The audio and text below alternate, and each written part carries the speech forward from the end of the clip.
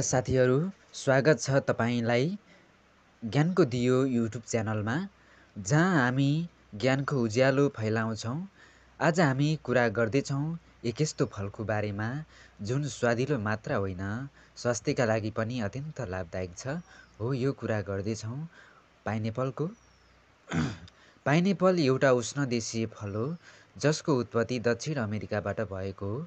यसको स्वाद गुलियो र थोरै अमिलो हुन्छ।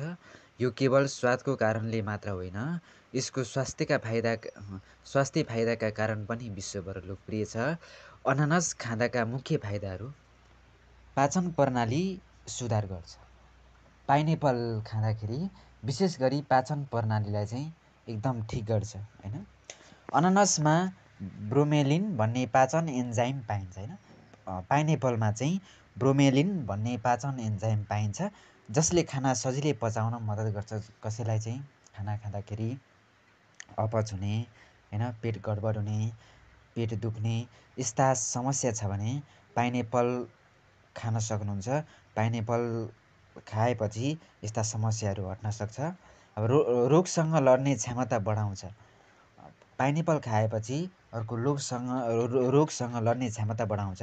पाइनएप्पलमा प्रशस्त भिटामिन सी हुन्छ, जुन हाम्रो शरीरको प्रतिरक्षा प्रणालीलाई मजबुत बनाउँछ हैन। रोगसँग लड्ने क्षमता झन् बढाउँछ। जस्तै चिसो लाग्ने समस्या छ भने अनानास खाँदाखेरि चिसो लाग्नबाट जोगिन सक्छौँ हामी। र छाला र कपाल चम्किलो बनाउन, अब हाम्रो छालाहरू फुस्रो छ हैन भने, कपालहरू खस्रो छ भने यसलाई चम्किलो बनाउनको लागि यो पाइनएप्पल खान सक्छौँ, जसमा एन्टिअक्सिडेन्टहरू र पानी प्रशस्त मात्रामा पाइन्छ पाइनएप्पलमा, जसले गर्दाखेरि छालालाई ताजा र कपाललाई स्वस्थ राख्न सहयोग गर्छ। अनि हड्डी बलियो बनाउँछ। यसले हड्डी बलियो बनाउँछ, जस्तै अब हड्डी बलियो बनाउँछ हैन, मुख्यतः त्यो। मोटोपन घटाउन पनि सहयोग गर्छ यसले, जसको चाहिँ एकदम शरीर मोटो छ हैन भने, मोटो शरीरले धेरै दुःख दिएको छ भने यसले पाइनएप्पल खाएर हैन शरीर मोटोपन हल्का घटाउन पनि सकिन्छ। अनि यसमा चाहिँ पाइनएप्पल कम क्यालोरीयुक्त र फाइबरयुक्त फल भएकोले तौल घटाउन चाहनेहरूका लागि उत्कृष्ट विकल्प हो। के अरे, यो पाइनएप्पलमा चाहिँ क्यालोरी कम हुन्छ हैन, फाइबरयुक्त फल भएकाले फाइबर अलिक बेसी फाइबरयुक्त हुन्छ है। त्यही भएर अब अनानासमा पाइने मुख्य पोषक तत्त्वहरू के हुन् भने, भिटामिन सी, जसमा भिटामिन सी पाइन्छ यसमा। अनि पानी प्रशस्त मात्रामा 86% पानी पाइन्छ पाइनएप्पलमा हैन। भिटामिन सी 88% भिटामिन सी पाइन्छ यसमा। अनि फाइबर, जुन पाचनको लागि लाभदायक हुन्छ। यो पाचन यदि पेटमा गडबडी छ भने यो पाइनएप्पल प्रयोग गर्न सक्नुहुन्छ। अनि यसमा कार्बोहाइड्रेट पनि प्रशस्त मात्रामा पाइन्छ। अनि पाइनएप्पल प्रयोग गर्नुपर्ने। अब ध्यान दिनुपर्ने कुराहरू: पाइनएप्पल त खानु एकदम राम्रो छ, स्वास्थ्यको लागि एकदम फाइदा छ हैन। भिटामिनहरू प्रशस्त मात्रामा पाइन्छ, पानीहरू पनि प्रशस्त मात्रामा पाइन्छ पाइनएप्पलमा।